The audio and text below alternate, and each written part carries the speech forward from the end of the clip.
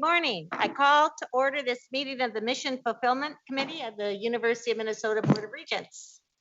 We are meeting in a hybrid format today. Most of us gathered here in person, and I would include a welcome to our new student representative, Cal Mercadal from the Morris campus, and Emily Kurtz, who is on Zoom from our Twin Cities campus. Thanks to everyone for being here with us this morning. Our first item of business is the discussion of the annual report on the status of university research and commercialization of technology. And I think we all are excited about this. This is a high interest topic for all of us here. Interim Vice President Michael Oakes is here to lead our discussion. Thank you, Michael, for stepping in. And I'll just let you, VP Oakes, take it away. Chair Davenport, regents, guests, friends, Provost Croson, thank you. Good morning. I'm really excited to be here this morning. I've been looking forward to this event. Of course, I'm Michael Oakes. I'm serving as the Interim Vice President for Research at this amazing university, this job that I really love. And this morning, I get to share with you, of course, the required, but also very fun annual report on university research and technology commercialization, what I like to call the state of the research enterprise. I know how valuable your time is. I understand we have about an hour. I'll have slides for about 35 minutes, and then we'll have the remainder of the time for question and answer. I want to warn you that there's some sort of data tables, some really simple graphs and other such things. This is because I'm an epidemiologist, and where I come from, it's sort of in God we trust, all others must have data. So I hope that's some fun. I want to make these presentations simple and meaningful for you so you can understand and we can really dig into what's happening here at the university with respect to research. I get to, of course, build or stand on the shoulders of my predecessors and all the amazing work here done at the university. My job is really to share the amazing work of not only the research community, but the support group, and of course, my staff who are just downright amazing. I want to also note, of course, and not forget, I can tell that we all appreciate this, that we're coming still in a pandemic era. And one of the most exciting things I get to share this morning is the amazing work this organization has done in this very challenging period. I also want to share how the work of the research enterprise is aligned with the university strategic plan and President Gabel's leadership in this space. And I also want to share what I talk about as innovation impact. So a little bit more context than perhaps has normally happened in this report. You can read this slide. It was in the actual paper report that we submitted. What I want to emphasize here is that the research university, the University of Minnesota, is a research university, which is a very special institution in society, and frankly, forever in society historically. The American Research University is a special kind of model. It is incorporating education that is undergraduate, master's, and doctoral training with research itself, such that everybody is winning, that the students are winning, the faculty researchers are winning, and of course, hopefully we have tremendous impact for the positive in society. As our culture, our world evolves with ever increasing technology and knowledge systems, I think it's clear that research universities play a pivotal role.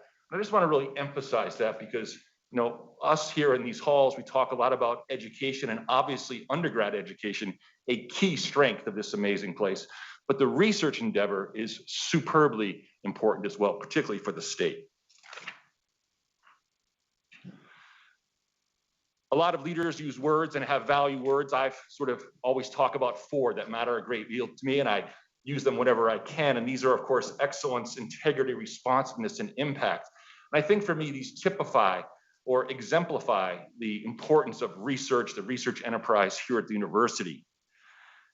I take these words very seriously, not only as I'm trying to compel, share, motivate, and sometimes excite faculty researchers who have the privilege of working with, but also my staff, my very large and amazing staff in research administration. We are trying to be responsive to the researchers themselves who have, of course, needs, whether it's sponsoring or processing a sponsored grant or getting through an ethical committee. The administrative side of the house has to be responsive and, of course, I think we'd all agree, highly integrity. It's super important.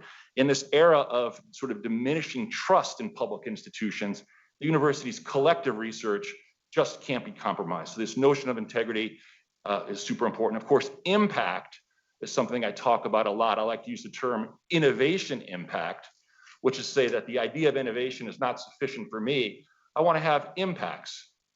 And so this is not just in the academic circle, amazing papers and citations and the advancement of knowledge, but also impact in the communities, in corporations, perhaps for national defense, things like this, palpable, appreciable impacts.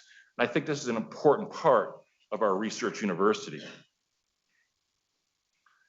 This is, of course, just sort of a slide, a photo, if you will, of part of the MPACT 25 strategic plan. And I just want to emphasize how important this is for me as a leader for the research enterprise goal and how we're trying to make sure we are aligned in this stuff. As you know, good strategies promote alignment of diverse groups and organizations to clarify goals. And I think the MPACT 25 plan does that. And for my office, there are two major sections. That is element 2, discovery, innovation, and impact, and and element 3, intersections, a term that I think is really neat. So I just want to walk through quickly how we are trying to align with the strategic plan. This is sort of a blow up of what we just saw. And commitment 2, of course, is discovery and innovation, and there are 2 elements here, and each of these 2 elements have 2 elements or metrics inside of them. For the first one, the first row of this table, element 2.1, increase research growth and awards. And I just want to emphasize that in context too, the jargon of my work, awards mean grants and contracts received. It's not trophies or other amazing attributes, which happen, of course, all the time. But here, awards mean a grant or contract, money coming in, if you want, for or to support research. The first row is obviously about growing this area, and there's 2 metrics. We'll talk more about this in the next few minutes. But one is the growth of sponsored awards, which is sort of grants and contracts coming in. We have a baseline of $876 million in fiscal 20. The goal is to grow that, of course. Delighted and really privileged to share that even in the face of the pandemic, the university's research community received awards of $1.15 billion. That's a record. That's quite extraordinary, and boy, we have a lot to be proud of. The second metric for row 1 is maintain a top 10 public research university ranking. And I say more about this, but I will say to you that we maintain that top 10 ranking. This year will be a little more complicated due to COVID, but I'll come to that in a few minutes. The second row is similar. We want to grow businesses and startups and technology commercialization. I'll refer to this as TechCom. That's the colloquial term. Here we want to grow startup companies that have impact in our community from sort of entrepreneurial, innovative research going on around campus. Our baseline has been 19 startup companies. This year, the TechCom team, along with researchers, created 20 startup companies, which again is another record. And that's pretty remarkable. And as you'll see in a few moments, most of those stay within the state. We also want to increase business and industry awards. This is sort of awards or grants and contracts from industry and corporations. The baseline was really $82 million. And this year, or fiscal 21, $256 million. There's an asterisk there because we got one big grant that I'll talk about in a few minutes. So we are aligned and committed to MPACT 25, and so far, so good. 2 other commitment 2 metrics, that is to grow state-sponsored, state and local sponsored research. And here in this case, because of some fluctuations, we use a 5-year rolling average. And the baseline here was $412 million, add on fiscal 21 and move the chains, if you will, forward. And we are up again, $429 million. Again, record growth, amazing.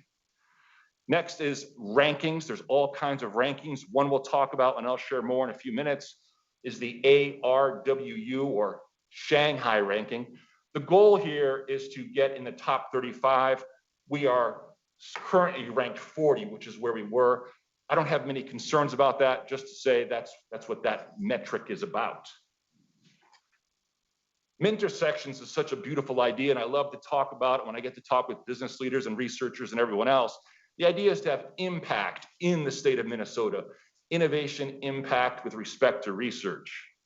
All kinds of ways this can be measured. In this case, we're talking about the number of medical, med tech, and health science disclosures. We want to grow those. Disclosures are sort of a early patent kind of idea that go on in some proportion to be patents and licenses and other good things. Here, the baseline is 239, and we're down a little bit, 209. I don't want you to worry. I have every confidence in this sort of entrepreneurial activity, and certainly my TechCom team. This is just normal variation, and obviously we've been in a pandemic. The second row, 3.3, is increasing the number of disclosures for agriculture, ag tech, natural sciences, and related. The baseline there is 33, and we're at 29. Same situation. It's actually remarkable we have so many in the face in the wake of the pandemic. Apart from some graphs and some tables, I also get to tell you some stories. And this is a very amazing story of our colleagues up in Duluth and related. The NRRI, which of course is the National Resources Research Institute. This is led by, well, I'll just say an amazing leader, Rolf Wiberg. And here there's sort of a bit of a cartoon, but the research story is about using, converting, finding new ways to be innovative with iron ore and waste of iron mining. The goal, of course, is to have useful products. And this group at NRRI is doing some really amazing science, basic science, foundational science, all the way to scale up science, in order to think about how to use these waste products and new technologies to really grow the ecology north of the area up in Duluth. And so here they're finding new technologies to use some of this iron ore waste, and they create some pellets. I don't know if you've been up there yet, it's amazing. Some sort of metallic pellets that are high grade. This advances the science, industry loves it, and it's good for the environment. So this is the kind of thing we're trying to drive in the research enterprise. And NRI is just such a success with innovation, culture, and all those kinds of things. Well, now we'll get into some sort of more basic statistics about the state of the research enterprise. And all this, of course, is in the written report that you have. So if you have questions, and of course, there's plenty of time for Q&A after.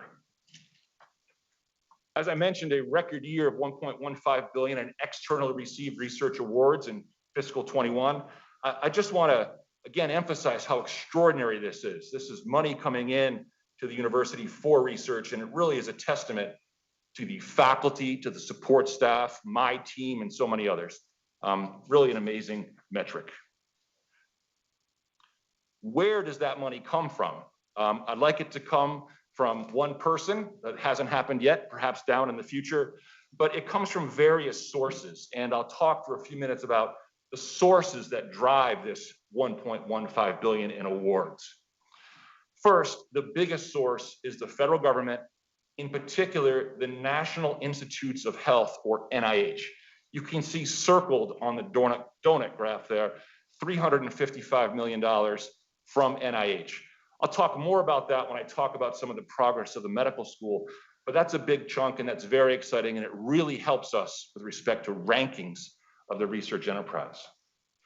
Next, this year, a large chunk, $256 million from business and industry. Again, a big part of this is for COVID-related research.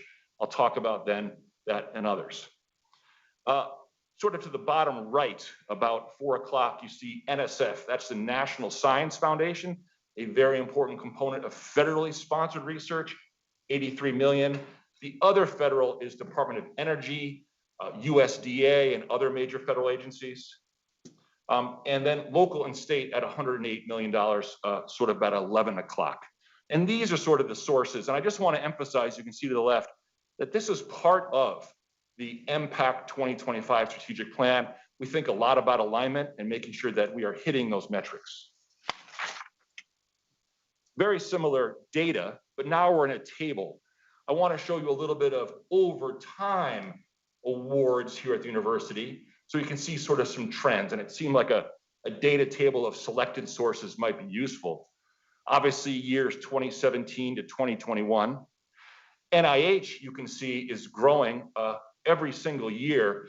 That's not only a testament to NIH in general's budget growing, but our faculty and research team able to recover or get that money. That's a very competitive environment, and it speaks tremendous compliments to our faculty and staff. NSF money is largely more flat, but still high and pretty amazing. Department of Defense for national defense work and related activities continues to grow. It's at a smaller scale, obviously, than NIH, but the growth there is important. I think it's part of a diversified research portfolio that, well, any investment manager would want. Same for us here. USDA, the Department of Agriculture, continues to grow. And again, business and industry has had one heck of a banner year. I'll come back to that, as I said, in a minute. But the growth there is important. Foundations are philanthropic foundations, and of course, state and local. It says state, but I couldn't fit in state and local. State and local continues to grow. So that's all very good, and it also reflects the federal government's investment into research universities in order to cultivate the prosperity, the health, and really the well-being and security of the nation. Who at the university receives this money? It certainly doesn't come to my office. It goes to the people who are doing the work. To the right, I don't know, about 2 p.m., 2 o'clock, you can see the medical school receives a lion's share of this money. This is from largely NIH and business and industry awards. Very successful medical school. And I'll talk a little bit about how they've trended over time in just a minute. The School of Public Health, quite a gem here on campus, had a, again, amazing year. This is part of that big business and industry award. I'll talk about that in a minute. So they've just had an extraordinary year due to really one or two major awards to help with COVID. College of Science and Engineering at about 7 a.m. on the donut graph, very strong. Clinical Affairs, that's part of the medicine. CFANS, Agricultural and Science, Education. And you can see that if you sort of step back, the vast majority of research awards come to the faculty and researchers on the Twin Cities campus. There are amazing research and projects going on all over the system, but the external research awards are primarily coming to the Twin Cities campus. That's what makes us special and why we have some cost of doing business here at the Twin Cities campus. Okay, now that big award, let me try to explain it to you. In the face of the rising pandemic, the National Institutes of Health gives out money to do research, obviously, to figure out what's going on and what might help. In this case, the NIH gives money ultimately to the University of Minnesota, but they do it through an organization called Leidos. And Leidos is sort of a coordinating group. And so in this case, NIH awarded $152 million to Leidos in order to give to us here at the University of Minnesota, and in particular, Professor Jim Neaton, who's an internationally recognized clinical trialist. He's a biostatistician by training and really runs a remarkable center, the CCBR, Coordinating Centers for Biometric Research. And so what he does is to give out the money, yet still to researchers in the field. In this case, these are international trials to understand what's working to treat COVID illness around the globe. And his team, with their amazing science, says, hey, this medication works or it doesn't. Let's find something else. And that's sort of the integrity, the impact of the research we're always trying to talk about. So this is the reason for that one big award. It's a big bolus going to Leidos, business and industry, ultimately or originally from NIH, all to us for Professor Neaton and team's work. I want to show you a little bit about trends over time by just a couple of select schools. And what I want to try to convey is the diversity in sources for research awards. And the first graph, if you will, on the left-hand side is for the medical school, Dean Tolar School. And the upper line there, the bluer one, is NIH funding over time. The axis, the y-axis, if you want, of course, is millions of dollars from 0 to 200 million. and the years, of course, are on the horizontal. And you can see that the medical school is increasing in NIH awards over time, that upper blue line. That's because of Dean Tolar's vision. That's because of the hard work of his research faculty. And that kind of thing is what also improves the rank of the medical school relative to other schools. The lower line, the green one, is business and industry, and that's been rather stable. That dip in the year 21, that's nothing to worry about. That's just because of some accounting timing. So there's no, I wouldn't say any appreciable real dip there. You can see that the orange line grows up for the state of Minnesota funding. That's for COVID research. So this is the impact that the medical school is having with the state to protect us and save us from COVID. And NSF, the National Science Foundation for the medical school, is rather low in flat. That's not surprising at all. To the right-hand panel is the College of Science and Engineering. Here, you can see that the NSF money, the top sort of reddish line, is the bolus. It's the largest proportion of their money. School of Medicine gets mostly NIH funds. College of Science and Engineering gets NSF funds. This is sort of how the federal government wants to invest in the research enterprise. Business and industry is, pretty stable for College of Science and Engineering. The state of Minnesota also stable, and business and industry doing just fine. So the idea here is that any given school can have success from different sources, and that is actually by design. Just quickly, the College of Biological Sciences has a similar story. General growth, but different sources. You can see NSF money, the reddish line, the second one to start, and it surpasses or overlaps the blue line from NIH. So College of Biological Sciences has both NSF and NIH money. And that's how, in this case, Dean Forbes is cultivating and growing her research enterprise. Finally, the College of Food, Agricultural, and Natural Resources, Dean Burr's school, they get a large chunk of money proportionally from the USDA. So not so much NIH or NSF, but rather USDA. They're having big impact in really farm and farm technology areas, as we'd expect. And again, those dips have no concern about, that's just accounting timing. The basic story is all these amazing schools have different sources of funding that drive diversity and success in the research enterprise. How about a little story? We just had some graphs. So this idea of health equity, fairness in health care and health outcomes is obviously really important, certainly important here in the Twin Cities. Cancer care is exceptionally important, and cancer care for cervical cancer, even more important on that. Add yet again, cervical cancer care in immigrant populations, in this case, the Somali community, our sisters, if you will, in the local community. They have a high rate of cervical cancer, and quite unfortunately, they don't have a high rate of screening. So all too often, the health outcomes are suboptimal. In this case, one of our amazing professors, Dr. Pratt, who's in the School of Medicine, Family Medicine, she's working with the culture engaged to try to find out how to improve the screening rate of women in this population so that we can detect things earlier.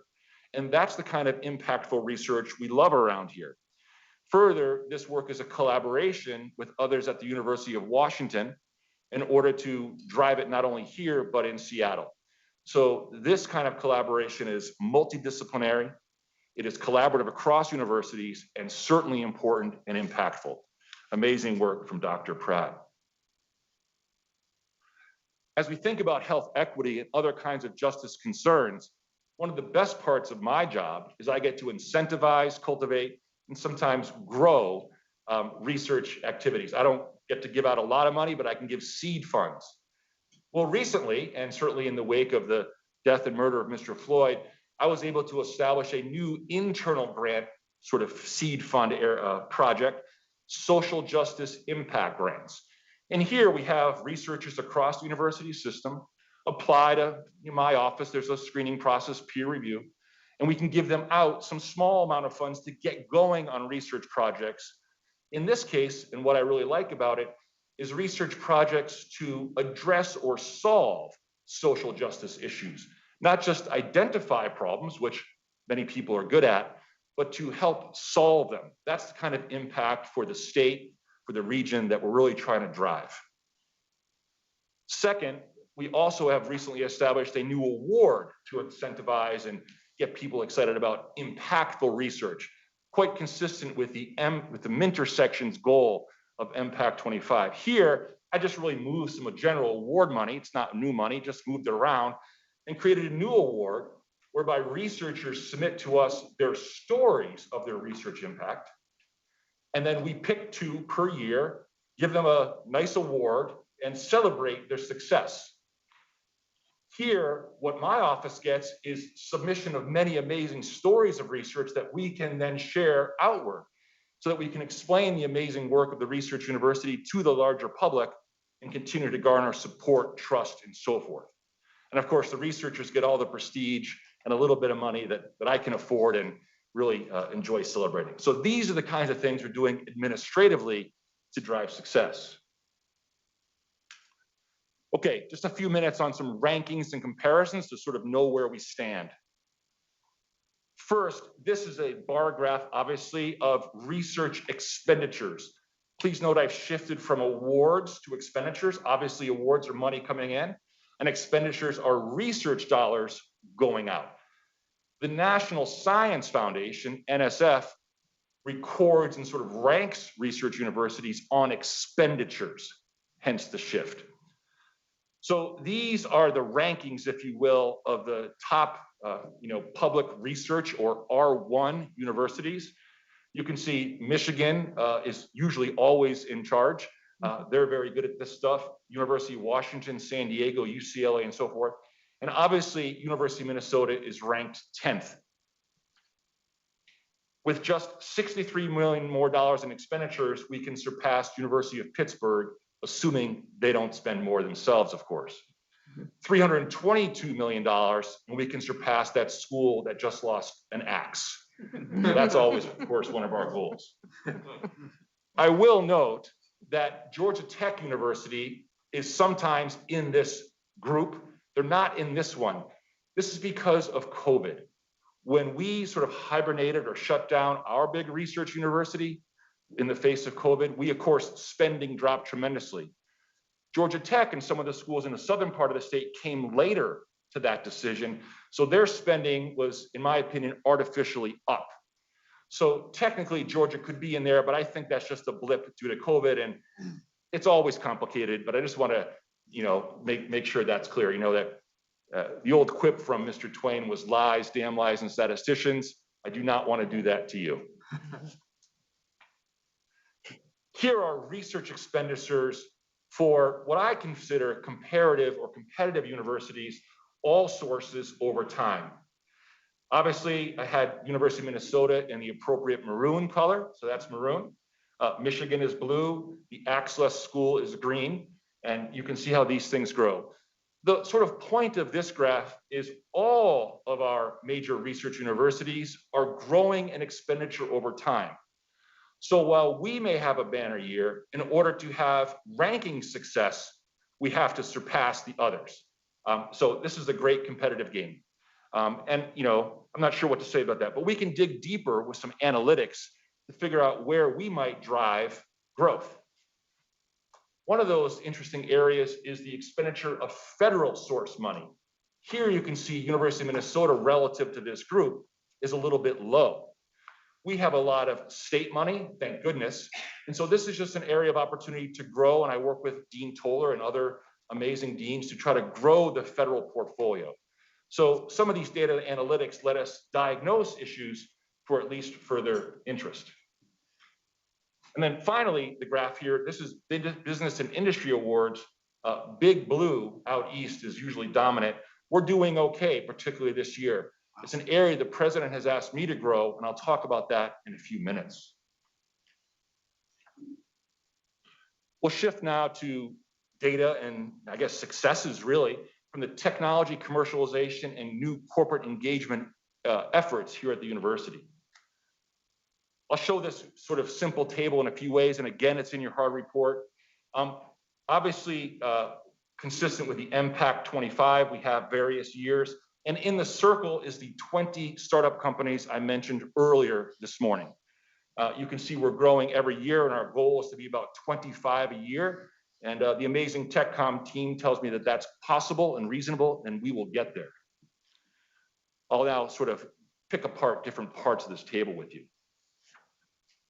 Of that 20, you can see that there are various kinds of startup companies, 7 from biopharma, 2 in software, 4 medical device. Again, this is the diversity of startups or startup sort of organizations that are really robust at the university, and it really helps us think about and weather economic downturns. You can see that 70% of these startups remain in Minnesota. To the left hand of this slide is, again, that donut plot. You see 190 startups since 2006. That's a major impact on our local economy and vibrancy and so forth. That's the kind of thing we love.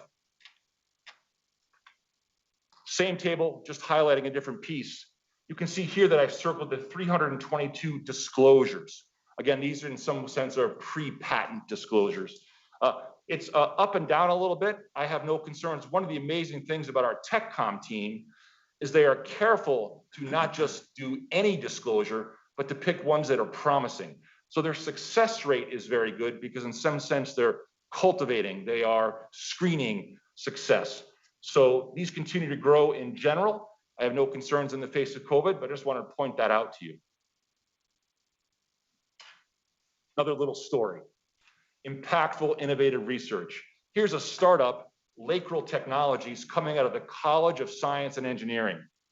And here we have Dr. Donhauer's lab, and they are using bioproducts to replace what is basically fossil fuels for plastics. This is good for the environment. It's good for everyone. It's quite innovative. This was originally supported by the National Science Foundation. And this is the kind of research that begins with fundamental ideas that ends up in the community, in this case, the business community, having tremendous potential. And this is the kind of startup we love to support and grow. Speaking of such things, the relationship between our research university, really every research university, and the business community is long and prosperous. This is how it just works. We have a role, 3M and others, Honeywell have a role, and together we can do some great things. In the very simplest sense, university research is generally more basic or foundational, and corporate research or industry research is generally more applied, scaling up. Together, we can make great music, if you will. And we're doing all kinds of amazing things in this space, really, for me at least, because of President Gabel's nudge or requirement, which I'm just delighted to execute on. One exciting area of this is our new Corporate Engagement Center. I have one equation for you in this slide deck. And what this says is the Office of Vice President of Research, my office, OVPR, plus the University of Minnesota Foundation equals a new Corporate Engagement Center. What's exciting about this is, from what I understand and what I feel, there's just unprecedented collaboration between my office and the foundation to really work on relationship management. So corporations have one point of entry, almost a concierge service when Honeywell or Cisco calls, and we're not dropping the ball. I have reorganized assets of my office to work as a team in this regard. So it's not new money, it's just shifting priorities and elevating things that are important. So of course we have a website, and I dare say there's already been some tremendous success with this new effort. Very exciting for me. One such success revolves around Cisco systems. You might recall that Cisco is working on corporate networking and other such things. Well, as we stood up Corporate Engagement Center, it seems that they sort of found the website and have really engaged going gangbusters. We now have, I think, 14 projects, including students and faculty research with Cisco to do problem solving for that organization. They're happy with the relationship. We sort of care for them carefully. We're not dropping the ball. And obviously, the folks on my team work with the teams within the school. That is, in this case, Dean Cava's team in the College of Science and Engineering. That's sort of the kind of teamwork I'm always promoting. The secret sauce, if you will, for the kind of success in this area is very important. When I get to meet with corporate VPs of research and others, one of the points I have to make is my researchers don't work for me. I don't get to tell them what to do. In fact, it's the opposite. I support the research community. Yes, I report to President Gabel, but my job is to make the researchers thrive and help them get there. So to do that, we need a group that connects, cultivates, shares information, and really organizes the research community for these corporate engagement and perhaps national defense and other major initiatives. This is what we've started with the Strategic Partnerships and Research Collaborative, or SPARC group, that is in my office. An amazing group of really almost engineers and civic leaders who are coordinating activities all over. One of the great successes we've had is in the Center for Medical Devices and Cybersecurity, a big need for security software threats for medical devices in the chest and related. In addition, this SPARC group, led by Amy Kircher, helped us win the new Build Back Better program that we're deeply partnerships with the greater MSP program. It's these kinds of collaborations, teamwork, with a focus on research impact that gets me most excited. I want to emphasize that so much of the work around the university is not just science and technology. The humanities work and related things matter a great deal. Here's an example coming out of the humanities, a $5 million grant from the Mellon Foundation. Here they're working on diversity issues with our tribal nations and other historically disadvantaged groups to work on understanding and growing the sort of consciousness of equity issues in the university proper. This is a multidisciplinary, multi-campus, multi-college enterprise, sort of coordinated by the Institute for Advanced Study, an amazing group here on campus that is sort of driving innovative, impactful research in the humanities space. I'm almost done. I want to mention that teaching, of course, as I mentioned at the outset, is a key element of the research enterprise. Yes, we have amazing research, basic, foundational, innovative, and so forth. But the idea of the American Research University model is that undergraduate, master's, and doctoral students are part and parcel of all we do. My predecessor and friend, we always talked about research is teaching. I couldn't agree more. So I just want to emphasize that that's not lost on us. Research, teaching, and service are part of a fabric, a DNA, if you will. That's part of everything we do. There's amazing projects, and I'll just note that from my experience around campus for so many years, I've always been impressed of the undergraduate research projects coming out of the University of Morris campus, University of Minnesota Morris, obviously. Just some amazing, and I think that's because of the teachers and faculty there. They just do such great work. In addition, another impactful research project by a doctoral student is a Mr. Corey Anderson in the School of Public Health.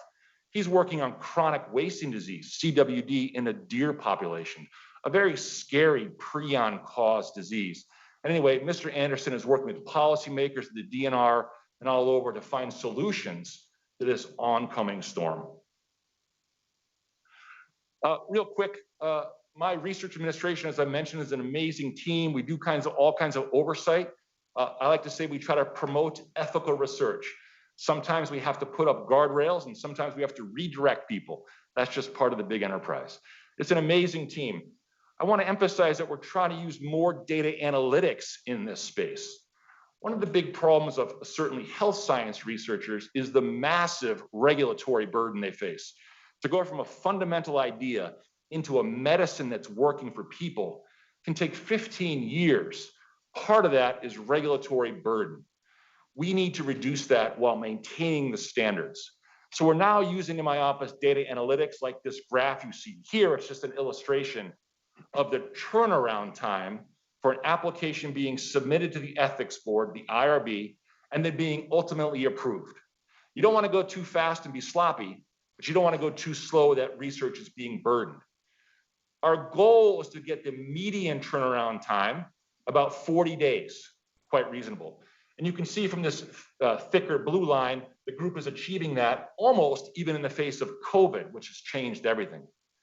But in addition, the gray area is sort of the data elements that are driving that median. And so I'm working with Dean Tolar and his staff to figure out what are those applications, those research studies that are on the high side of the gray area.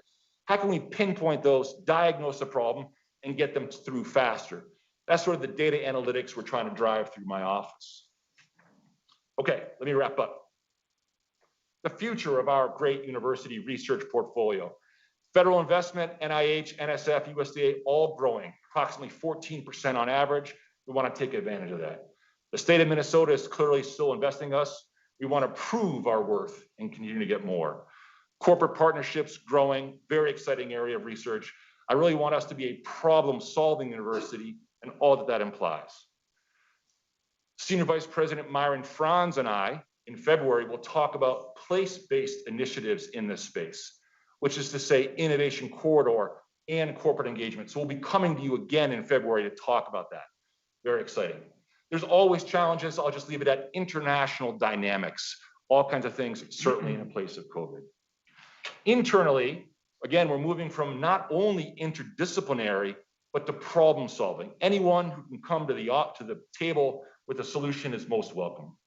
Doing things with shared research facilities. This is expensive research toys, if you will. We got to share, sort of back to kindergarten for everyone. Process design and evaluation. This is part of the PEAK initiative. My office is sort of driving, I dare say leading in this aspect. I'm very excited. Take homes. This is an amazing place. You all know this, you wouldn't be here. The research enterprise is strong and robust. Our land grant mission makes us especially important. The long-term threat, I think, is underinvestment. As we grow the research enterprise, some of the costs will have to go up with it. The Impact 25 strategic plan is awesome.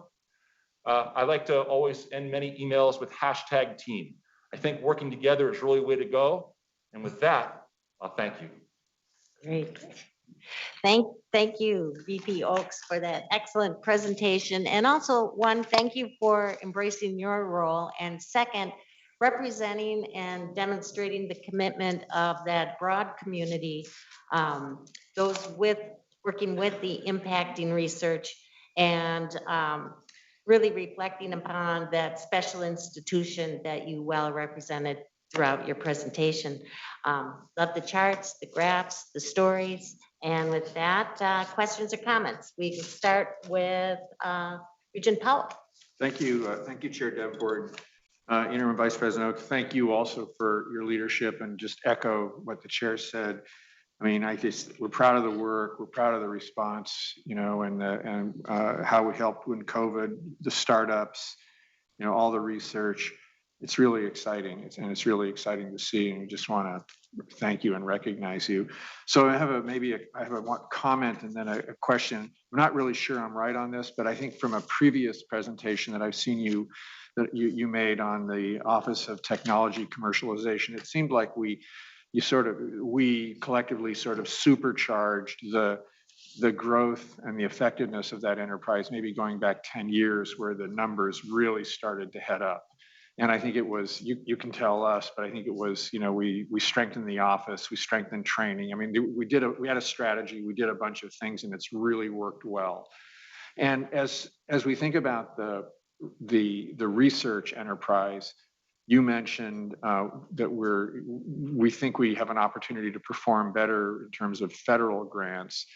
And I'm just wondering, maybe if sort of teeing off of that, if you can give us the thoughts on, you know, what are the major strategic opportunities going forward to help us, you know, kind of do what we did in TechCom, which is to just continue to accelerate our growth in research funding. Chair Davenport, Regent Powell, thank you so much. I'm honored by your kind words.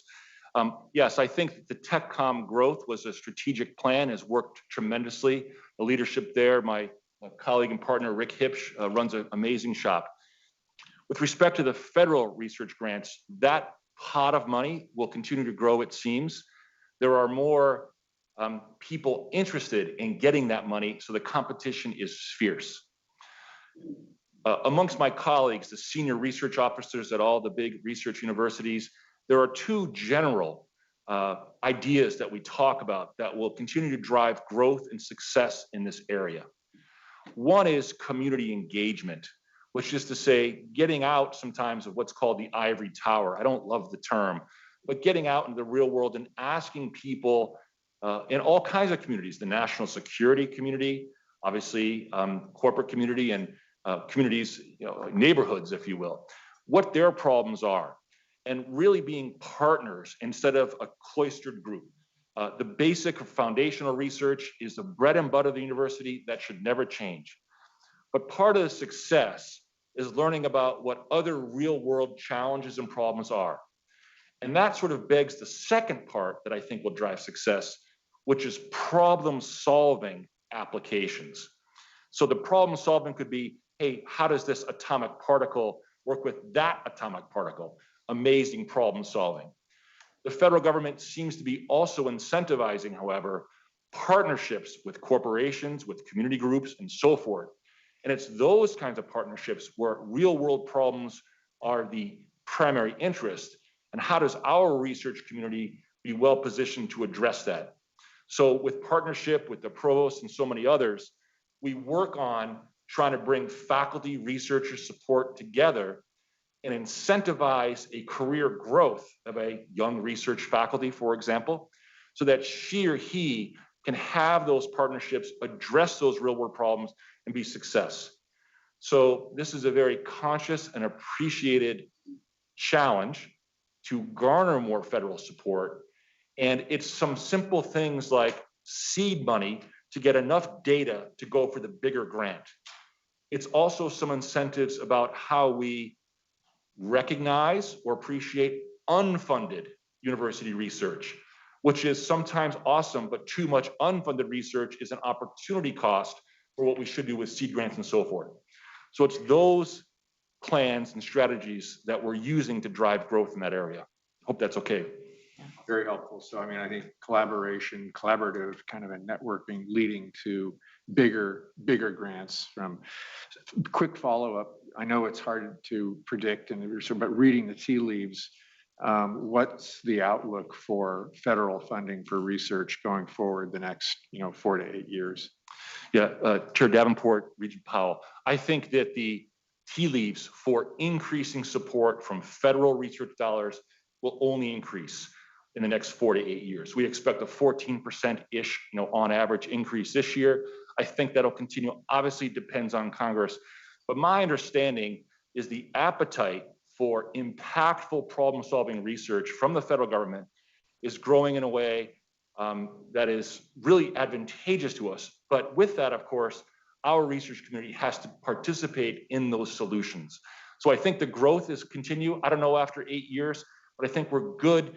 Probably not 14%, but a few percent growth every year. That's my tea leaf assessment. Thank you. Powell. Good question. Regent Sviggum.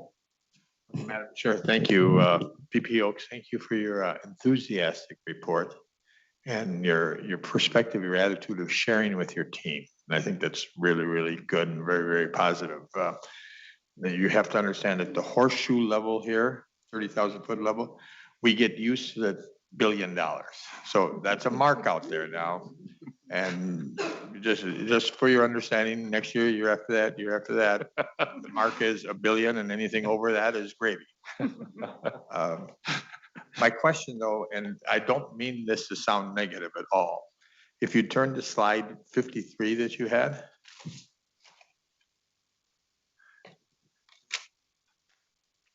Which one, sir? 53. Slide 53. Slide 53. That's in our page 53. Page 53. Okay. Page 53. Sorry, maybe it's page 53. Slide 25. Slide 25. Thank you. Are we together? Give me a second. Okay. Jason's got. I'm still learning to count, sir. Jason can interpret the hayseed farmer. Got it. I'm with you. Yes, sir. Okay. And I don't mean this to sound negative, but as we looked at the startups by sector, I'm very surprised that in the agriculture sector, there was only one startup, and over the last 15 years, 10 compared to the number of others in biotech or in medical or wherever. Can you, I would have guessed that the number of startups in the agricultural sector would have been much, much more in comparison to the others. And is there a reason for that? What am I missing? Give me the explanation. And that's slide 26 for those who are following with food and ag at 1. Chair Davenport, Regent Sviggum, thank you so much. And thank you for the kind words. Yeah, my understanding, and I've got my, of course, dear colleague here who can explain it further, but that the food and agricultural startups are lower because we're doing more kinds of disclosures, more licensing as opposed to startup in that space. So we have a new technology. Does it become a startup or does it become sort of bought by another organization and licenses therefrom? So startup is one mechanism of technology commercialization amongst a few options of technology commercialization. So I think that's what partly explains what you see. The other part of that, I think, is sort of a culture of what's happening in food and ag startup area. And I think that's about to change. As I know you know, we have some exciting things going on in the southern part of the state. And as that enterprise grows, my expectation is there'll be more spinoffs, sort of ecological growth in this area for these particular startups. So I agree the past, you couldn't be more right. I think the future is brighter though than we might just see in this particular table. Okay, I appreciate that. Yes, sir. Thank you. Thank you, Madam Chair. Student Representative Mercadal. Thank you, Chair Davenport, and Vice President Oaks. You mentioned as kind of your takeaway message, short and long-term threats, things like rising wages, the labor shortage, faculty retention. How have you and those you work with kind of identified these threats, and what do you plan on doing about them in a way that we're able to attract, retain, and fairly compensate the people who are really making this work at the ground level? Yeah, Chair Davenport, Regent Mendenhall, thank you so much. Brilliant question. Obviously, we're all seeing rising wages. Last I looked, we're approaching 7% inflation. I also will dare say that the pandemic has really challenged some of our emotional health. I mean, it's just frankly exhausting beyond the direct health impacts. That affects morale. So what do we do? Well, I think in general, we try to support one another. I think my job and my team's job as leaders is to be exceptionally caring, thoughtful, empathetic, supportive, flexible, so that the people doing the work can get their job done and maintain their health and hopefully enthusiasm. More economically, I think we have to find ways in all of the research enterprise administration to figure out what we should stop doing, what we should spend more money on, how we should think about growth as the research enterprise grows, really find solutions so that we have more money for wage increases to support the people we want to retain, the outstanding professionals that are part of our team. Those kinds of things, I think, boil down for me to leadership decisions and making sure we are conforming with the ultimate vision of the university, which is excellence in these spaces. So no one solution, sir, but I think this is where we're trying to get to. Hope that's helpful. Thank you. Thank you. And we'll wrap it up with Regent McMillan. Thank you, Chair Davenport. Thank you, VP Oaks, for a tremendous presentation. What I appreciated the most out of this, and I'm back on slide 4, you needn't go there, but the linkage with President Gable's Impact 2025 plan and pulling up, I think you've got them listed as items 2 and 3. That is so vitally important for us to see where your research enterprise is intersecting with that plan. And here's my question, and there's a little bit of philosophy here that I want to capture your thinking on. But if you look at the big circle graphs and look at 108 million from the state as a chunk of 1.15 billion, roughly 10%. And then you look at item 3, intersections, as it compares to item 2, discovery, innovation, and impact. All research wins, in my mind, aren't quite created equal. If you find a research win that helps with invasive species, or addresses your beautiful slide 8 on iron ore beneficiation, Beautiful. or helps, a hayseed farmer to my left over here be more productive, or my farmer friend to the right manage turkey disease. Those things are grand slams for Minnesota, but they probably in the big picture aren't going to get us to taking over Wisconsin. But I hope that, and here's the question, I hope that you and President Gable and the entire university team across the various campuses are maintaining a prioritization around wins for Minnesota, even if they might not generate that beating Wisconsin in the research battle. Can you just say a little bit about that and, talk to us about if I'm right, and maybe you don't share that view, but that's how I look at it. And I don't want to get so number focused that we lose sight of what Minnesota expects from us. VP Oaks. Chair Davenport, Regent McMillan, thank you. Brilliant question, of course. Yeah, I think that one of the challenges in the space that I work in is to not forget that winning research awards is not the goal. That's just a necessary means to do the work people want to do. So that really our land grant mission and all the other stuff I spoke of, and you know very well, is to have positive impact on the lives, the welfare, the security of the state and beyond. So these projects, of course, at a research university are selected really by the faculty. And of course, the provost, the president, in some sense me, we get to incentivize and nudge in different ways. So we do that with our various programs to attract attention, to have what my Spark team calls collisions of researchers coming together. We, of course, pay attention to the world around us. What are the key problems? And in many cases, or sometimes, researchers have an idea that is not directly supported by the state or the federal government.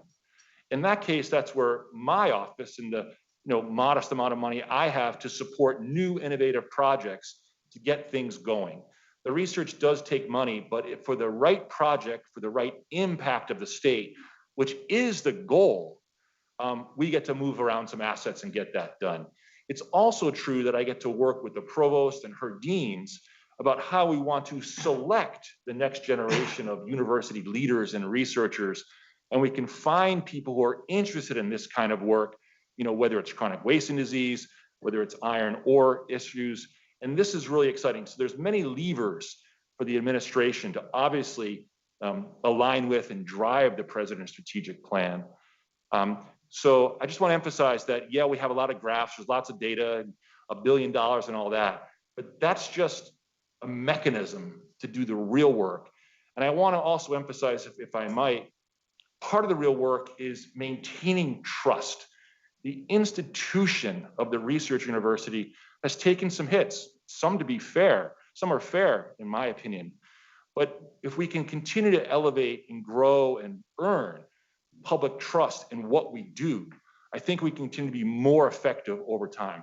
So that's part of the thing that I'm trying to drive. Sir. Thank you. Great, thank you. We'll have one more question from Regent Rocha. Thank you, Madam Chair. I just wanted to follow on with Regent McMillan's, I think, very appropriate comments and just add to that. I want to say, at least from my perspective, I totally agree. The entire land grant concept has been so successful in recognizing that different parts of the nation face different issues and challenges. Vice President Oaks, thank you for your response to that. It was absolutely dead on. But I too, it's nice to see us up there in this mix among the top in the nation, and we shouldn't be surprised. We're an exceptional place and really appreciate the work that everybody does here. But really I just want to add to that chorus that this is really something that's important, because when we get so involved in global issues, and of course we should be, and we will continue to be in a great contributor that way, we wouldn't expect a school from the southeastern part of the nation to deal with or research issues that we face in this part of the country. So to the extent that we're able to really address our location-specific challenges in research is so core to our mission. And I just want to, again, thank Regent McMillan and Vice President Oaks for the comments a moment ago and add support to that thought. Thank you. Thank you, Regent Rocha, for that relevant comment. And with that, thank you again for the wonderful, inspirational, or should I say, President gave them inspirational presentation. And with that, we will take a 10-minute recess and reconvene at 10:30. Thank you.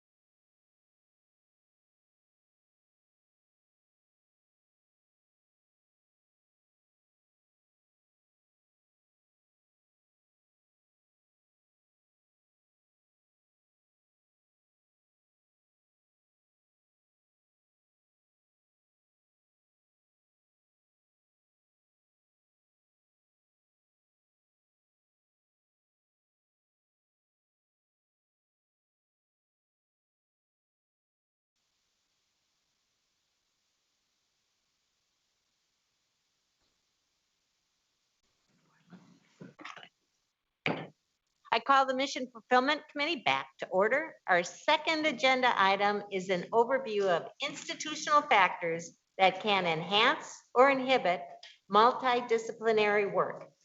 Joining us for this item are Provost Croson, and welcome back Interim Vice President Oaks, and welcome Vice Provost McMasters.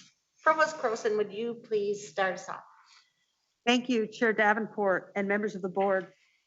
As a follow-up to our first research-focused agenda item, this presentation delves more deeply into a term that characterizes some of the university's most impactful research and teaching. You can move to the next slide. Nice. This presentation is also an opportunity to examine the underpinnings for commitment 2, goal 2 of the system-wide strategic plan, both what this goal is aimed to advance and why it's important. Although multidisciplinarity is often featured in our outreach mission, we're going to be focusing today's presentation on research and curriculum, which you will soon see is more than enough for us to try and cover in a single presentation. We can go to the next slide. As the Latin motto on the Regent's seal underscores, the University of Minnesota is dedicated to a common bond for all the arts. On our seal, the lamp represents the metaphysical sciences, the telescope, the physical sciences, the plow, the industrial arts, and the palette and brushes, the fine arts. This common bond is one of the great advantages of the University of Minnesota. The Twin Cities campus is among the nation's most comprehensive institutions. We have a broad representation of science, social science, arts, and humanities programs. And we're only one of 5 campuses in the country that have agriculture, engineering, and veterinary medicine programs, as well as law and medical schools. This tremendous breadth uniquely positions us to excel at multidisciplinary research and teaching. So what do we mean when we say multidisciplinary? Often the terms multidisciplinary, interdisciplinary, and transdisciplinary are used interchangeably. They do have different meanings, as our excellent faculty in the history and philosophy of science would be delighted to explain at greater length. For our purposes today, however, we're going to mean research or teaching that is informed by and that informs more than one discipline. For example, my own research is in experimental and behavioral economics. This area combines methodologies from experimental psychology, theories from social and cognitive psychology, in order to test, inform, and improve economic models and predictions about economic behavior. Behavioral economists also draw on disciplines like sociology, political science, and many other areas. Methodologies from computer science like simulation, mathematics, modeling, operations research, and other arenas are also used. So this research is thus informed by and informs multiple disciplines. It is my deeply held belief that we cannot have strong multidisciplinary work without strong disciplinary knowledge. We need to continue to make disciplinary advances regardless. They contribute significantly to our stored knowledge and to society.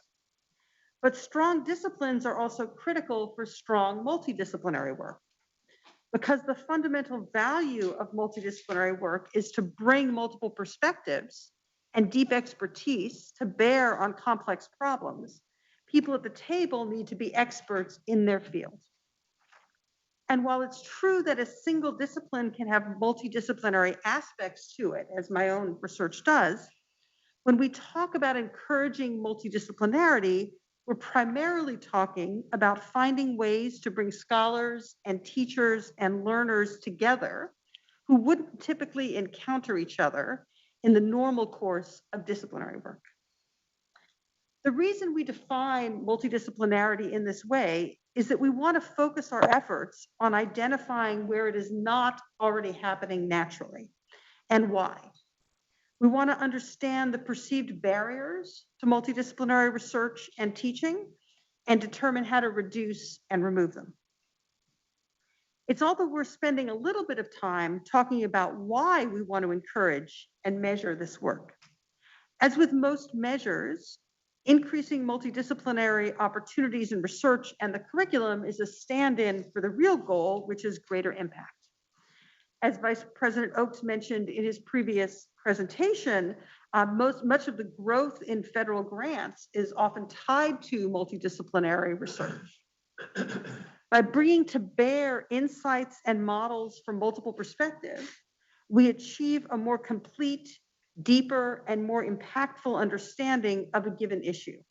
And we have a much greater chance of designing a solution that addresses our world's most pressing problems. Chair Davenport, Interim VP Oakes is now going to discuss some potential barriers to multidisciplinary research and initiatives that we have in place and new ones that are embarking on in order to overcome those barriers. VP Oakes. Chair Davenport, Provost Croson, thank you so much. I want to spend a few minutes with you talking about some of the barriers to this multidisciplinary research or collaboration that we're also deeply interested in. As you heard in the previous hour, I certainly am. One comes from the training and sort of the culture of our research enterprise, and this is historic. We may have all seen cartoons as young people where the scientist was in his lab by himself with some test tubes and stuff. And frankly, that's a model that still persists in the minds of too many. Modern science is team science, and it's team science not only in a discipline, but across disciplines. So the barriers persist because, as all of you know, the quip, culture eats strategy. And so part of it is to address these very simple or subtle temporal cues, cultural cues. And part of this is this notion of what are we incentivizing? Provost Croson is obviously an economist and understands incentive structures better than, well, certainly me. And what we often do is talk about the principal investigator, the PI of a major research award or effort. And what this says is that leader is the one who's done everything. And the junior faculty, the doctoral students, and the undergrads working with him or her can sometimes not feel that they are getting a proper participation. In addition, deans and department heads can lift up their greatest PIs with not thinking about the person, maybe the statistician in the background doing some of the mathematical work to make sure it's solid. So these are very subtle cultural barriers. We need to move from the individual cartoon to a team cartoon that's just baked in all that we do. Second, we still have this notion that rewards are for disciplinary contributions. I am an epidemiologist, but I've never been interested in advancing epidemiology. I've always been interested in solving health problems, and anyone at the table who can contribute, the sociologist, the humanities professor, the lawyer, whoever it might be, is welcome at my table.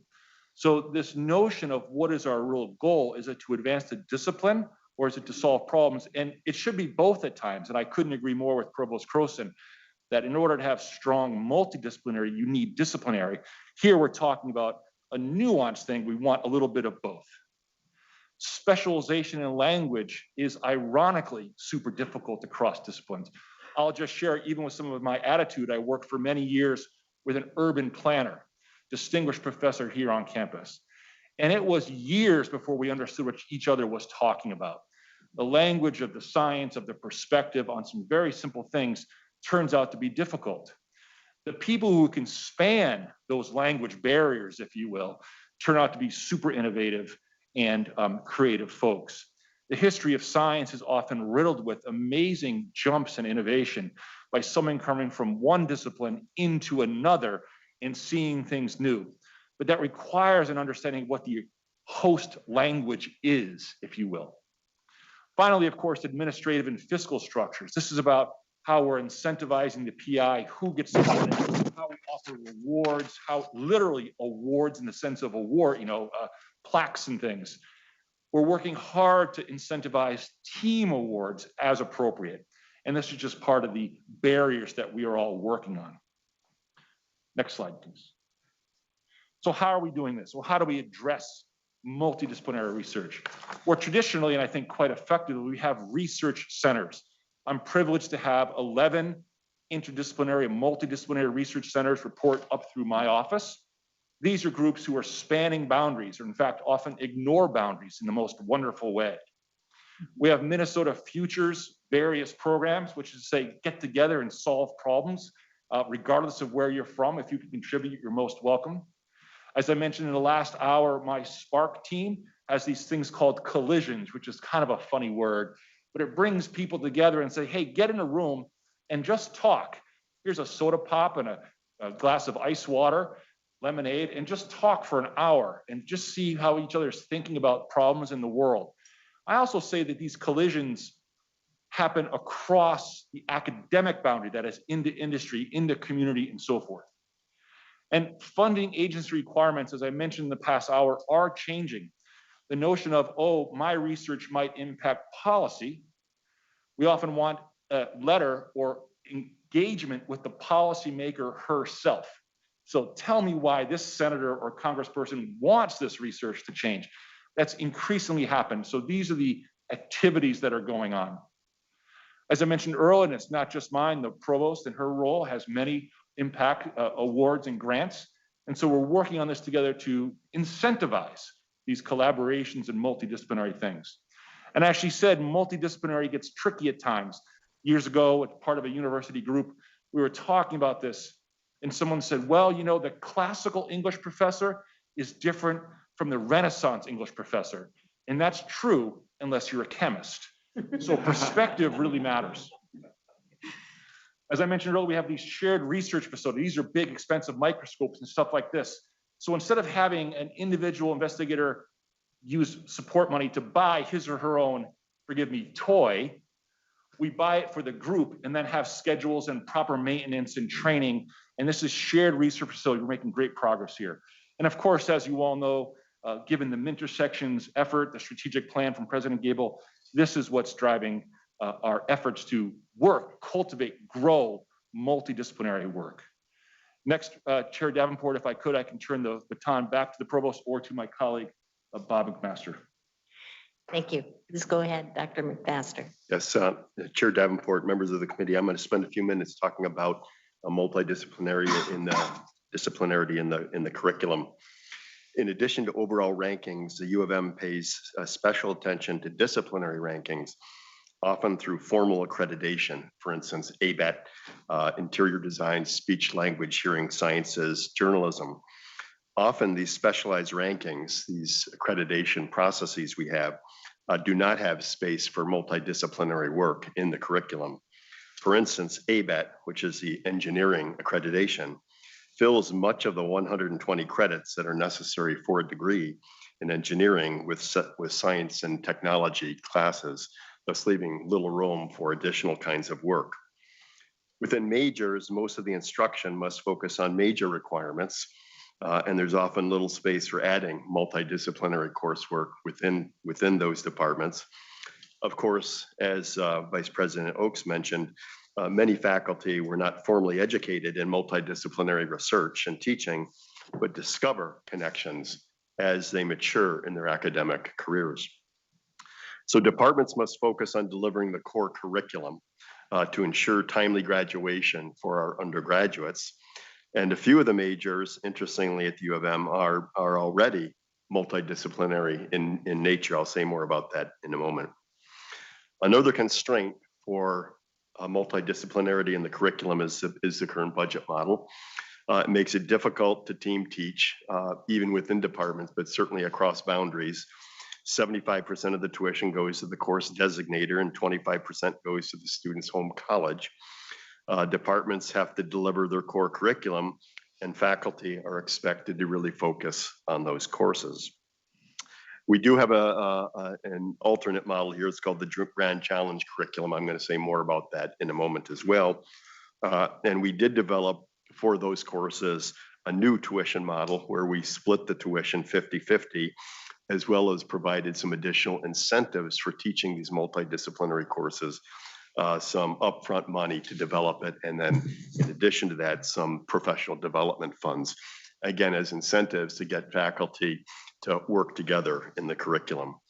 And as I mentioned, some departments are really intrinsically interdisciplinary, multidisciplinary. I'm going to look to my own department, which is geography, where we have human geographers, biophysical geographers, methodologists all working together using different ways of knowing. Others are less so. Mathematics is really not intrinsically interdisciplinary. Next slide. So a few specific examples of where we tried to build this within the curriculum, the undergraduate curriculum. One is the Grand Challenge curriculum. The multidisciplinary Grand Challenge curriculum has been a great success. This started as part of the previous UMTC strategic plan.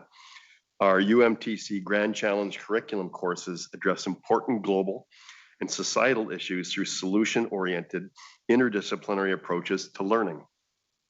Each multidisciplinary course is co-taught by a team of instructors who bring their unique perspectives to a particular problem. I'll list some of those. The curriculum is dynamic. Since the curriculum launched in fall 2015, we've offered 50 unique Grand Challenge courses. Currently, we have 30 upper division courses and 10 Grand Challenge freshman seminars, again, that I'll talk about in a minute that are offered. Specifically, these multidisciplinary courses have certain criteria that have to be met and are reviewed by a committee before they're offered. The courses are taught by teams of faculty and instructional staff who are recognized for their scholarship on the topics as well as their excellence in teaching. Courses must be co-taught by at least 2 faculty, often or sometimes there's 3, from different units, preferably from different colleges, to provide multidisciplinary perspectives on the particular topic. Grand Challenge courses provide students the unique opportunity at our institution to observe and participate in conversations around the Grand Challenge that leverage the distinct disciplinary lenses and personal backgrounds brought by the instructors and fellow students to the class. And perhaps most importantly, these courses engage students in group work and discussions to leverage the diverse student body in the class. I wanted to talk for just a moment about the Grand Challenge Freshman Seminars, which is a newer program related to this. Freshman Seminars launched with a call for spring 2020 seminars proposals in June of 2019. The curriculum was expanded to include freshman seminars in response to the demand from first-year students not yet prepared to enroll in one of the upper division courses. There are currently 10 of these Grand Challenge freshman seminars that are very popular. Again, these are based on the concept of multiple ways of knowing and faculty partnerships across college boundaries. One of the courses I wanted to talk about for just a minute is called World Food Problems. It's GCC 3017/5017. World Food Problems is taught by both an economist and a plant geneticist. The core issues of malnutrition and food production are approached simultaneously from a production perspective as well as an economic and policy perspective throughout the semester. Presentations and discussions sometimes cover conflicting views from multiple perspectives on population growth, use of technology, as well as the ethical and cultural values of people in various parts of the world. So again, these are extremely diverse courses that bring together multiple ways of knowing into the classroom. An important activity for this whole project, the Grand Challenge curriculum, is the Classroom to Community workshop held each semester. The workshop provides student groups the opportunity to receive formative feedback from internal and external reviewers. So for instance, the most recent workshop brought together 100 students, over 100 students, 26 groups that were working together, and 22 reviewers that critiqued the students' work, both internal and external. So that's one of the major programs at the undergraduate level. We also have what are called interdisciplinary, multidisciplinary minors. In addition to our 150 majors on the Twin Cities campus, The campus also offers a minor in nearly every major and a series of interdisciplinary, what are called freestanding minors. Some of these interdisciplinary minors include sustainability, integrated pest management and cropping systems, population studies, geographic information science, social justice, water science. These minors are housed in a specific college, but require coursework from across the university. Finally, I wanted to mention our liberal education curriculum. The current liberal education, the general education curriculum that all undergraduates must complete has been in place for nearly 30 years now. It was developed in the early 1990s. We're about to begin a redesign process to rethink the current model and determine priorities for the 21st century University of Minnesota student. Tentatively, we're calling this Core 2025. A few points about this curriculum. The faculty own the university curriculum, and the faculty determine what will be in the new core curriculum. We have a current model of cores and themes. Students have to take 7 cores, including mathematics, social science, arts, humanities, literature, and so on. And then they have to take a series of themes: race, power, justice, environment, civic life, and ethics. So it's basically a matrix approach of cores themes that they have to complete, mostly in the first 2 years, but they can complete courses in the upper division as well. And the university writing requirements are part of the LE curriculum we have. So a new core curriculum committee has been just created, and will start to review the current requirements with the expectation of a redesign starting in January 2022. The Provost Croson has just charged this committee. Related to this presentation, there's a desire to have more multidisciplinary coursework as part of the new curriculum. And in fact, an idea from some is to make disciplinarity as the base, the core for a new curriculum, and layer other kinds of distribution requirements on top of that, which would be a completely different kind of model. And finally, as we design a new curriculum, trying to infuse more multidisciplinarity within it, we're going to have to be mindful of the Minnesota transfer curriculum, which allows students to transfer their general education requirements between and among all the state institutions, both Minnesota State and the University of Minnesota. So with that summary, I'll turn things back to Provost Croson. Provost Croson, thank you. So Vice President Oakes has talked about multidisciplinarity in research. Vice Provost McMaster has talked about multidisciplinarity in undergraduate education. Rather than have yet more people at the table, I'm going to talk about multidisciplinarity in graduate education, post-baccalaureate, and in faculty. So graduate education itself often functions as a driver for multidisciplinary work.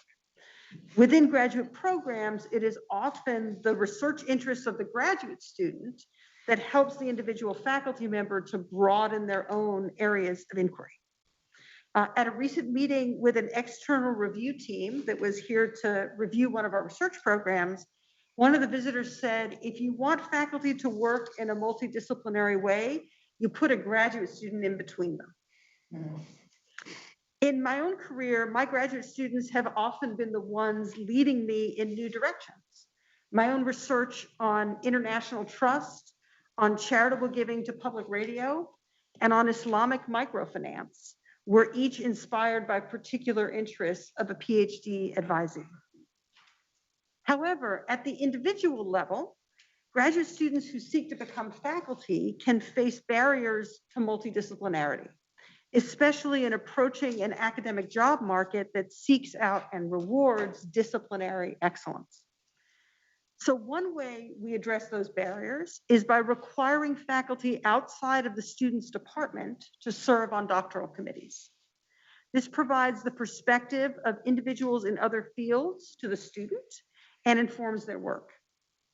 The graduate school also provides interdisciplinary doctoral fellowships, which give outstanding PhD students who are engaged in multidisciplinary research the opportunity to study with faculty at one of the university's research centers or institutes during their fellowship year. Finally, the graduate school provides guidance and advice on how research communication that can help PhD students understand and effectively describe how their multidisciplinary aspects of their own research advance their own disciplines as well.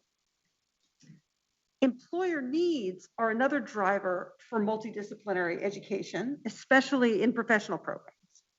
Professional programs are very sensitive to market demands, as employers are often looking to hire people with broader perspectives and who can bring multiple toolkits to a different problem. So their training needs to follow that market demand.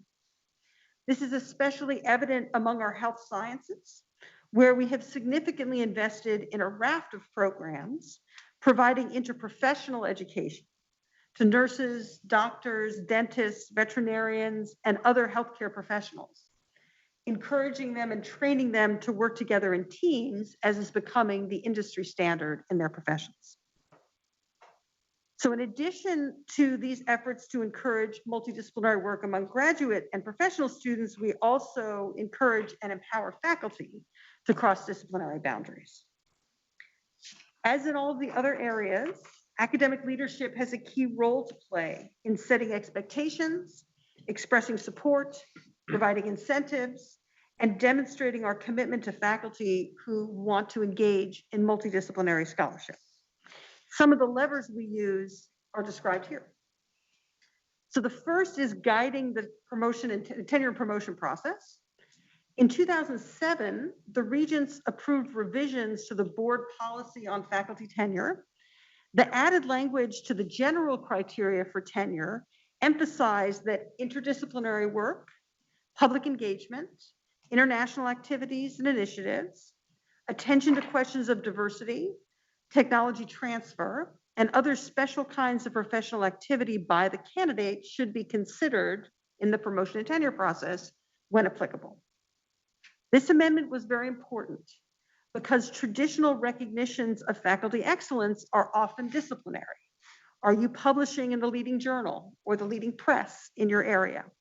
Do you have major grants from the NSF or the NIH, as we heard previously? Are you advising PhD students who go on to faculty positions in your discipline?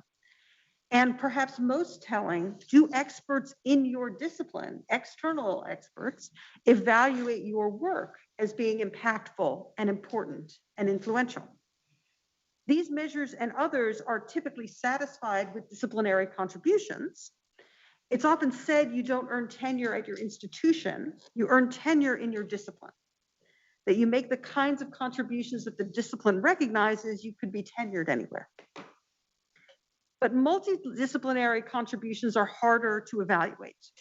There may be no obvious leading journal or funding outlet or set of experts to evaluate your work.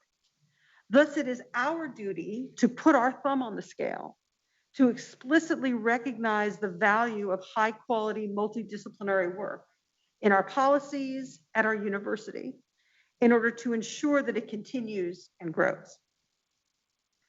Following the 2007 amendment by the Regents, departments across the university have implemented this change in their own promotional criteria, including benchmarks for how multidisciplinary work can be effectively evaluated by adding language to their 712 promotional statements. We've also changed our processes so that multidisciplinary scholars can request to have individuals outside of their department review their work as part of the promotion and tenure process. My office also provides guidance for multidisciplinary faculty appointments in multiple units, which ensures there are clear understandings between the participating departments as well as aligned expectation for the work of the faculty. As Vice President Oakes mentioned, research centers are especially effective incubators of multidisciplinary work. One example is the Institute for Advanced Study, which he mentioned briefly in his presentation as well. Each year it supports multidisciplinary research and creative collaborations with topics ranging from physical computing and the Internet of Things to the pharmaceutical nexus. Their support fosters lasting relationships among faculty across disciplines and has brought together artists and bench scientists in exciting collaborations. We also have systems in place to help faculty who want to find collaborators in other departments, especially in different disciplines. The Experts at UMN system and the Works faculty information system are already impactful, but will be further improved in the coming year. In addition to these existing efforts, we're exploring how to better support and provide incentives for multidisciplinary collaborations, in particular team science. One way that we're considering, as Vice President Oakes mentioned, is new categories of recognition. We're broadening our faculty awards to ensure that they appropriately recognize multidisciplinary collaborations. And the Scholars Walk will itself soon feature patents held by multiple individuals. You go to the next slide. So we've discussed multidisciplinarity research, undergrad education, graduate and professional education, and faculty. I'll close by returning to the impact metric and the information we're collecting and reporting out. For curriculum, we are starting with the Grand Challenges courses and then inviting colleges and campuses to identify courses that are multidisciplinary to add to that inventory. And then we'll track these and report them each year. For grants, the sponsored project office that Vice President Oakes represents will pull each year the number of grants whose principal investigators and senior researchers span multiple colleges. As we mentioned earlier, these metrics are important in and of themselves, but they also serve as a surrogate for the impact of our multidisciplinary research and education. So I hope that we've helped elucidate why multidisciplinary research and education is so important, what we're doing to encourage it, and what our plans are to continue to grow. As we turn to our discussion, I want to again thank Interim Vice President Oakes and Vice Provost McMaster for joining me today. We are always happy to hear your questions and your thoughts. We're especially interested in your perspective as potential employers of our students, right? What kind of, any ideas you have about how multidisciplinary education would enhance their performance? We're also especially thinking about the impact of multidisciplinarity on philanthropy and development activities, if this is an area that we should highlight. And then, of course, we've identified a set of barriers. We'd love to hear any ideas you might have to further reduce those barriers. So Chair Davenport, that includes my remarks. Great, thank you. Great presentation. Multidisciplinarity. That's a big word. To me, it seems like an obvious way to be, but easier said than done, I'd suggest. And I'd also submit to my colleagues that the University of Minnesota is a leader in this area, and this really is a direction for teaching, learning, research, problem solving, all of that. Student learning outcomes greatly enhanced. You can tell I'm enthusiastic about this, so I'll just stop because really we want to hear from you, your thoughts, comments, and questions. So we'll start with Regent Powell. Thank you, Chair Davenport. So a little story. At my previous employer, the head of research was, who's now retired, was on a career-long crusade to basically change the paradigm of how we, how our researchers thought about the work they were doing. And he said, today the paradigm is the lab is my world. And we just need to turn that on its head. It really has to be the world is my lab, and really sort of reflecting that an external focus and collaboration is how innovation happens. So Chair asked, or I think you asked for echoes or thoughts on this. I think this is really reflective. I don't know if it's reflective, but certainly in the private sector that I experienced, this is really how problem solving is approached. And so I think that this approach, should serve us well in terms of preparing, our folks for the collaborative environment that they're going to be going into if they go into the private sector. The other thing I was going to ask you about some straightforward metrics. to sort of monitoring, but I think actually your very last slide, you touched on that, since we know that this is really important to achieving big grant success. I mean, I think the degree to which we can monitor and track and report on that will be helpful. So it's more a comment than a question. Great, thank you. Regent Farnsworth.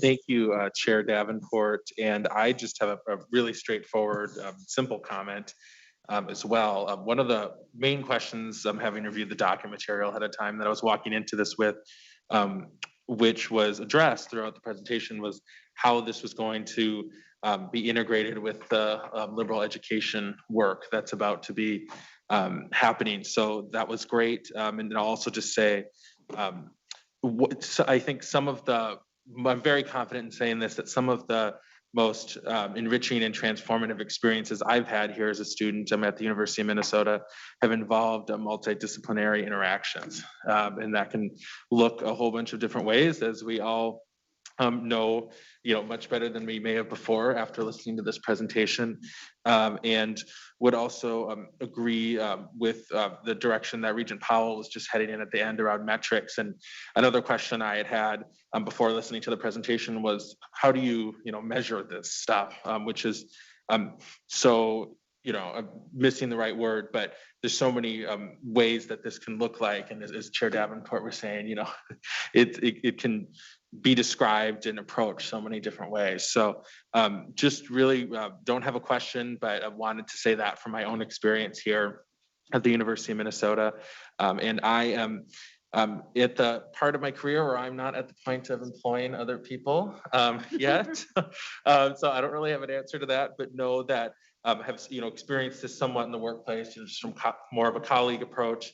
And completely agree that from a workforce development standpoint, from prioritizing how we're preparing our students for the workforce in wide variety of areas, I think that this is the right approach, and look forward to seeing it play out further. But thanks to committee leadership and everyone else for teeing up this presentation for us today. Thank you for that testimonial. Appreciate that. We have Regent Mayron on Zoom. Thank you very much. Thank you for a wonderful presentation. I'm very excited about the work in this area. I think this is exactly where we need to be, and anything we can do to incentivize a multidisciplinary approach, I think benefits everyone, the students, the researchers, the university. I think back when I attended the university, started in the late 60s, early 70s, and I was always struck how odd it was to me that you had the separate silos of psychiatry, psychology, and social work, all addressing in some senses similar issues in terms of counseling and therapy, and that it seemed that the right hand, the left hand, I don't know if there was a middle hand, were never speaking to each other. And so anything that we can do to encourage that cross-pollination among those various disciplines, I think is just critical. So kudos to where the direction that we're going. My question is, one of the barriers that you identified is the fact that at a national level, accreditations are often focused on specialties and rankings are often focused on specialties as well. Can you tell us what's happening at the national level to embrace the concept of moving away from the individual silos and more towards a multidisciplinary approach in education generally? Thank you for the question. Provost Crowson. Thank you, Chair Davenport, Regent Mayron. It's a great question. I think I'll let my panelists speak as well, but I think that the short answer I would say about what's happening nationally is that it's uneven. There are some agencies and other organizations that are really embracing multidisciplinarity. When I was at the National Science Foundation, for example, we had disciplinary programs, economics, sociology, political science, but much of the new money that came from Congress or from the foundation went into multidisciplinary research opportunities. And so I think there are some organizations for whom this is their future. I think there's other organizations that are moving much more slowly. So Vice Provost McMaster mentioned ABET. I think they're one of the slower movers. On the other hand, when President Gable and I were deans of business schools, AACSB was very forward-thinking about multidisciplinarity. So I think there's no one answer because there's a lot of variation in the individual organizations. But of course, it's something we continue to track. And it's something that we want to encourage, and we want to sort of push our accrediting organizations to the extent that it's appropriate and we can to embrace it the way we feel we want to embrace this, and it should be embraced. Provost McMaster, did you want to add? No, I think that's a very good VP answer. Oaks? Thank you. Okay, very good. Any follow-up then, Regent Mayron? Just to say, I think it's critical that as you, based on the different involvement of different professors, administration in these national organizations, anything you can do to encourage them in that direction, I think is critical, or it will continue to be a barrier to what's happening at our level here at the university. Yeah, thank you. Thank you. Regent Hipsch. Thank you, Chair Davenport. I'm with Regent Mayron on this. I love this. I think the interdisciplinary work that needs to be done is great. I'm most familiar with the research center at Morris at the West Central. And I like what they're doing, and it's all interdisciplinary, and it's going to affect farmers every day of the week in energy consumption and water consumption and environment and whatever else. So if you haven't had a tour of that, and also they're getting grants from private industry to do some great stuff too. So it meets everything, all the intersections that we talked about. But so as we're looking at the grand challenges of the state, like labor shortages, food shortages, inflation, and some of these new ones that have just been since post-COVID or pre-COVID or whatever you want to call it, COVID. So what are some of the research centers that we're going to need going forward that's going to help us solve some of these big grand challenges that only the University of Minnesota is poised to help us solve? I guess, what are the big visions? Yeah. Great question. So I'm gonna, since you asked about research centers, I'm gonna point to Vice President Oaks to respond. VP Oaks. Chair Davenport, Provost, Regent. Look, super question. I obviously couldn't agree more that the interdisciplinary research centers are key. They're, as the Provost said, incubators. I think going forward, we are well positioned. We have the Institute on Environment, which is an extraordinary group. We've got obviously institutes for data processing and sort of social sciences, ISRD, a world-class group that provides data on things like employment, living arrangements, housing, and so forth for populations in the United States and elsewhere over time. An extraordinary database that is not easy to do.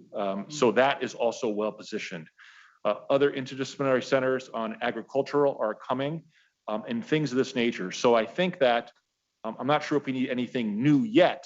We are already in talks with, doing better, I guess, linkage or coordination between the Institute at Duluth currently, NRRI, and of course the group in Morris that I'm well aware of that you mentioned, to make sure they are part of the university system. So that's sort of not new, but better integration or connection. I think that's the next evolution in this space. Sir. Thank you. Thank you. Vice Chair Johnson. Thank you, Chair Davenport. Just wanted to make a couple comments, sort of a testimonial as well from experience, and then something I saw here a week ago with regard to the University of Minnesota. So a little over 20, I'm a physician at Mayo Clinic. A little over 20 years ago, with the building of a new building, we had the opportunity to think and rethink how we work together.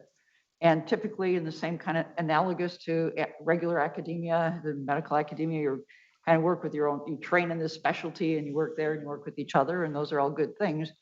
But we shifted the paradigm to, so instead of working with people who just had our own specialty, we worked along what are the problems and the conditions and things that we're going to be treating that need all of our input. So we had a vascular center, and I was involved in kind of developing a breast clinic center. And so when we got that, we brought together internal medicine, surgery, breast surgery, plastic surgery, medical and radiation oncologists, geneticists, pathologists, radiologists, nursing educators. And really then we came together to work on how can we help this group of patients, these kind of diseases and all that. It's a wonderful model. So it was adapted very well, and it's really made a huge difference. And Obviously, research is facilitated by that as well as, care, or in this case, student outcomes. So I'm just really a strong proponent of that kind of model. And I think it's worked well, and people's own satisfaction, radiologists, I love this. I enjoy my work more because now they're more connected with patients because they're working with us and we talk to each other. What do you see? And it's just really rewarding.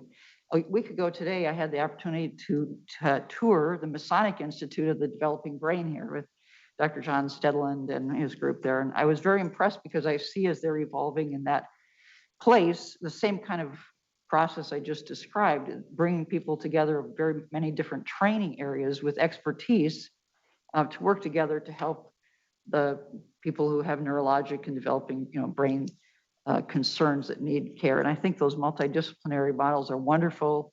And I just strongly support this concept. And I'm really enthused to hear what you've said about what the university is planning. I know it's challenging. My husband is an undergraduate college professor who's worked in philosophy, religion, worked the chair of the business department to have courses like for graduate students, vocation and the meaning of money as you finish your, go out to, well, how do you think about those things? So I think all of that is great. Thank you. Very good. I'm hearing, and I hope you're hearing, strong endorsement of this direction. And we'll look forward to hearing future progress reports as we move on. I'm not seeing any more questions and comments. So thank you, Provost Croson, Vice President Oaks, and Vice Provost McMaster for the presentation. And we will now move on to the consent report.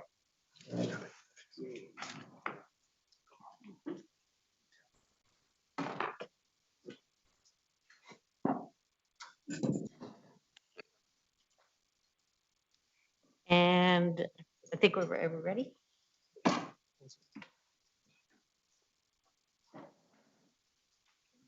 We are getting the report up on the screen, and then Provost Croson will give us a brief introduction of the items in the consent report. And while she does that, signal if you have a question or a comment or wish to separate any item to be considered separately. All right, Provost Croson, please go ahead. Here we come. So thank you, Chair Davenport, Regents. This consent report is presented today for your consideration with my and the President's recommendation for approval. I'm happy to take any questions you might have, and I'm not going to go into much detail about any given individual. So that's it. Questions? Comments? Would you like a motion to approve the report or? Yes. Is there a motion to recommend approval of the consent report? I'll move it, Chair Davenport. And I'll second it. It's been moved and seconded. Any further discussion? All those in favor, please say aye. Aye. Aye. Those opposed say no. The motion is approved.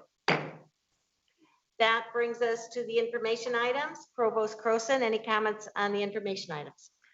This information items includes our regular report of select student, faculty, and staff accomplishments. There are many new and meaningful items in this month's report. I know you'll enjoy reading about our excellence in teaching, our robust research, and service to our campus community and to the broader community. Please. Very good. Make a motion, yes. Thank you, Provost Croson. Thank you for a great meeting, everyone. I think there was a lot packed in here and much to think about. And there being no additional business for the committee, we stand adjourned.